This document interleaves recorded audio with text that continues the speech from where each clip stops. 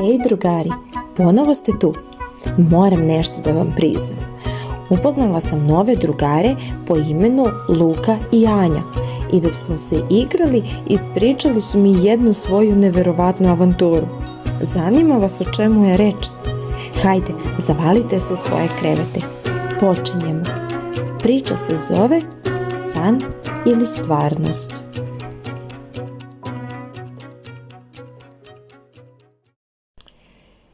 Jednog jutra, dečak Luka i njegova sestra Anja igrali su se u bašti iza kuće. Dok su kopali rupe u pesku, neočekivano su pronašli jednu malu sjajnu kutiju zakopanu ispod starog drveta. Kutija je bila ukrašena raznobojnim kamenčićima koji su svetlucali na suncu. "Šta misliš da je unutra?" upitala je Anja radoznala. "Ne znam, hajde da otvorimo i saznamo", odgovorio je Luka.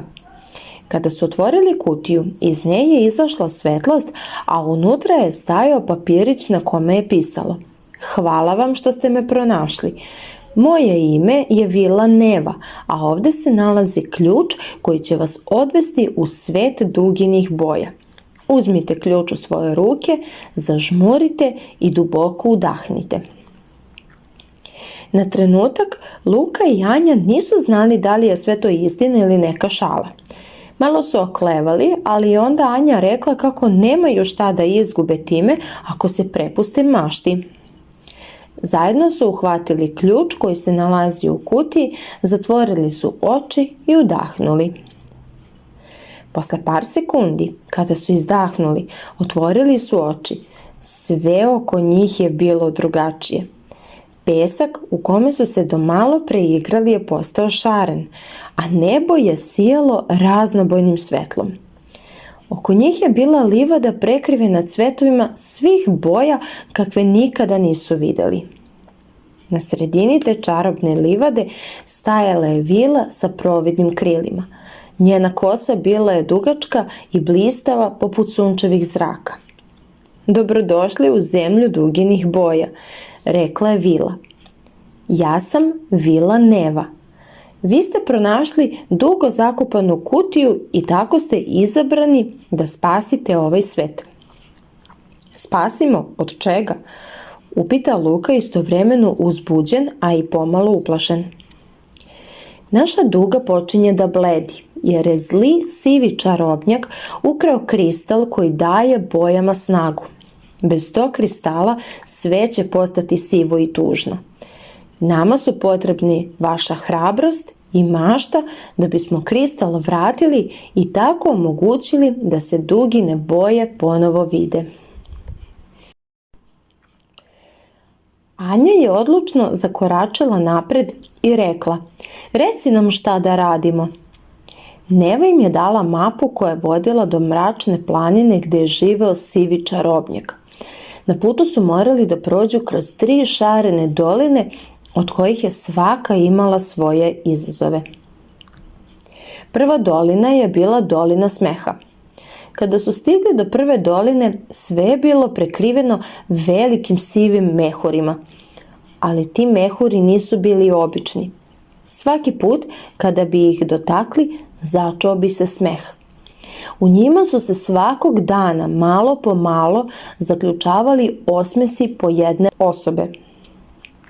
Da bi prošli kroz tu dolinu, morali su da oslobode zarobljene osmehe iz najvećeg sivog mehura koji su tu bili veoma dugo, a onda bi na taj način oslobodili osmehe i iz ostalih manjih mehura. "Kako ćemo ovo rešiti?" upitao je Luka, posmatrajući mehure koji su svuda leteli unaokolo. "Možda ako se i mi sami budemo smejali", predložila je Anja. Onda su počeli da prave smešne grimase i da pričaju najsmešnije šale.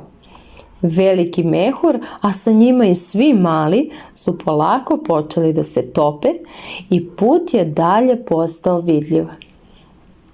Nakon doline sa sivim mehurima došli su do doline pesama.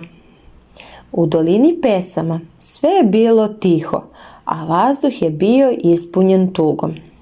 Vila Neva im je rekla da je ova dolina, pre nego što je čarobnjak Sivi ukrao magični kristal, bila ispunjena pesmom i igrom i da sada jedino pesme mogu da vrate život dolini. Srećom, Anja je veoma volela da peva i tako je, bez ikakvog razmišljanja, zapevala svoju omiljenu uspavanku.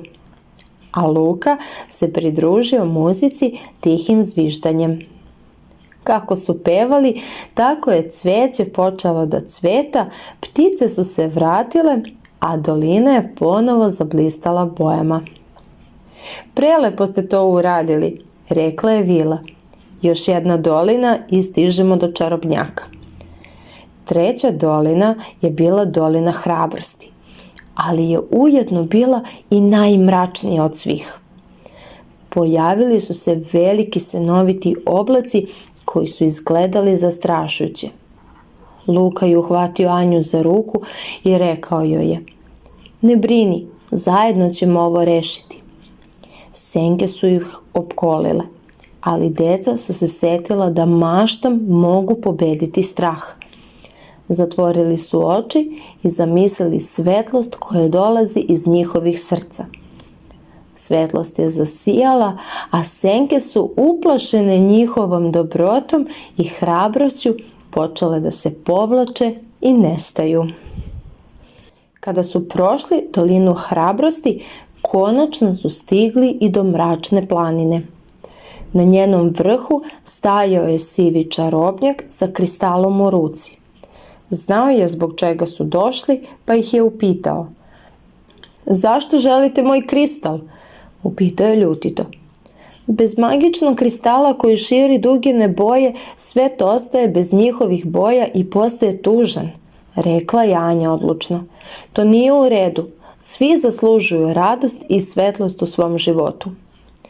Ali ja ni sam ne znam kako da budem srećan. Zašto takvi moraju da budu i drugi? Priznao je čarobnjak. Deca su shvatila da sivi čarobnjak živi sam u tužnom svetu i da mu je potrebna pomoć. Shvatili su da su mu potrebni prijatelji koji će biti uz njega i sa kojima će moći sreću, radost pa i tugu da podeli.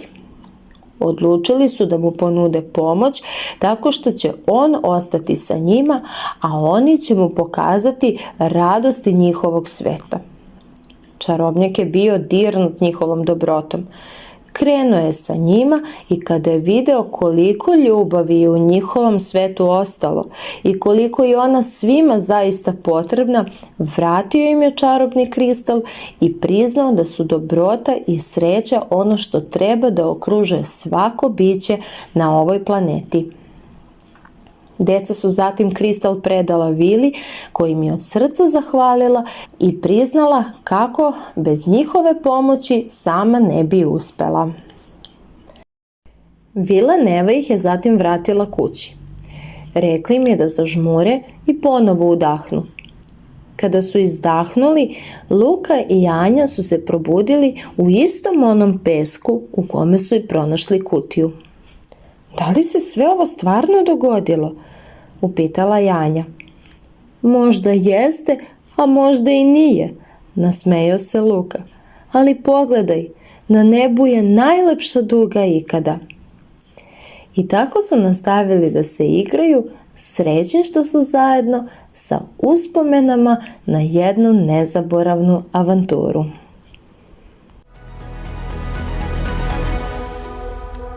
Da li je ova avantura bila san ili se ipak stvarno desila?